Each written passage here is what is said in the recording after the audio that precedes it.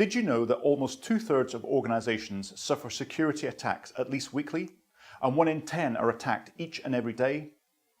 In a survey with 600 global organisations, we found that bigger companies report more attacks than smaller companies, which is not so much down to them being less prominent targets, but because smaller organisations tend not to invest strategically in security. Being smaller does not make these firms immune to attack, but their lack of strategic investment does mean that they are less likely to know when they have been breached. We also saw that attacks are commonplace and that they are eating into the time of the security teams dealing with them. In particular, telco, finance and retail are under strain, dealing with tens to hundreds of incidents every week. Even more worrying is that 80% of incidents involve between 2 and 5 people to investigate.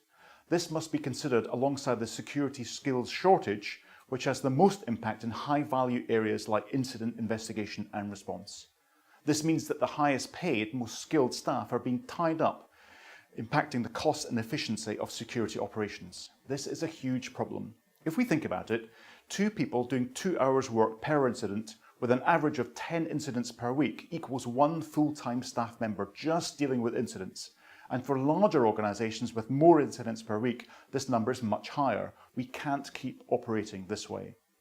The amount of time companies are spending on analysing and assessing incidents detracts from other more important security functions. Most companies think that their biggest limitation to improving security capability is that existing resources are too busy on routine operations such as incident investigation.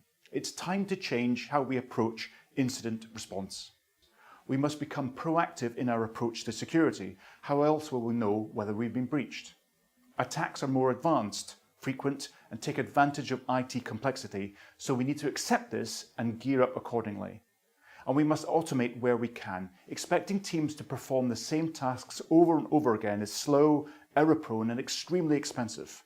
To find out how you compare to your peers when it comes to incident response, visit IDC's Security Response Readiness Assessment.